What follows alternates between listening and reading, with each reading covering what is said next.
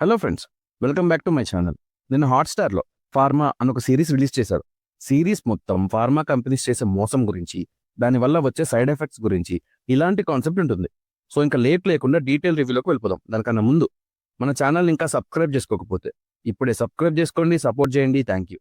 KP Vinod త్రిశూర్‌లో pharma కంపెనీలో రిప్రజెంటేటివ్‌గా జాయిన్ అవ్వడానికి వస్తాడు.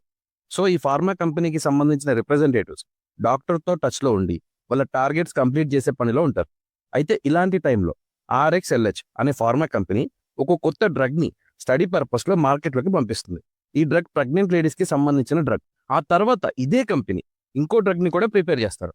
సో ఇలా కేపీ వినోద్కి ఈ కంపెనీ చేస్తున్న ఫ్రాడ్ గురించి ఎలా తెలిసింది, అసలు ఈ ఫార్మా కంపెనీస్ చేస్తున్న ఫ్రాడ్ ఏంటి, దీనివల్ల ఎఫెక్ట్ అవుతుంది ఎవరు, ఈ ఇష్యూ క్లియర్ అయిందా లేదా, ఇలా సిరీస్ ఉంటుంది. లిటరలీ డ్రగ్ మాఫియా వల్ల ఎఫెక్ట్ అవుతుంది ఎవరు, వీళ్ళు టార్గెట్ చేస్తుంది ఎవరిని అనే పాయింట్ చాలా క్లియర్గా చూపించారు.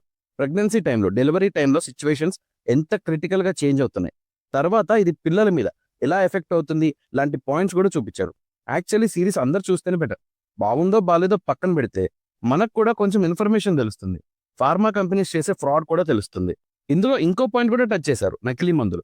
సరే, ఫార్మా కంపెనీస్ తయారు చేస్తున్న మెడిసిన్స్ వల్ల సైడ్ ఎఫెక్ట్స్ ఉంటే కొంతమంది కంప్లీట్గా నకిలీ మందులు తయారు చేస్తున్నారు, మార్కెట్లోకి వదిలేస్తున్నారు అనే పాయింట్ కూడా టచ్ చేశారు. ఇలా చాలా పాయింట్స్ ఉన్నాయి. రిప్రజెంటేటివ్స్ మీద ఉండే ప్రెషర్ కానీ, వాళ్ళ పొజిషన్ అండ్ సిచ్యువేషన్ కూడా చూపించారు. మెయిన్గా ఈ సిరీస్ మార్వెలస్ హాస్పిటల్ అనే ప్రైవేట్ హాస్పిటల్కి లింక్ అయి ఉంటుంది. అదనే కాదు, ఈ ప్రోడక్ట్ యూస్ చేస్తున్న ఇంకొన్ని ప్రైవేట్ హాస్పిటల్స్కి లింక్ అయి ఉంటుంది. క్లైమాక్స్ మాత్రం మంచి సాటిస్ఫాక్షన్ ఉంటుంది. ఫార్మా కంపెనీస్కి ఆపోజిట్గా ఉన్న వాళ్ళని ఆ కంపెనీస్ ఏం చేశాయి, ఇలాంటి పాయింట్స్ కూడా ఉన్నాయి. అయితే సిరీస్లో ప్రాబ్లమ్స్ కూడా ఉన్నాయి. ఏంటంటే సిరీస్ మొత్తం 8 ఎపిసోడ్స్ ఉంటే రన్ టైం తక్కువే ఉంది.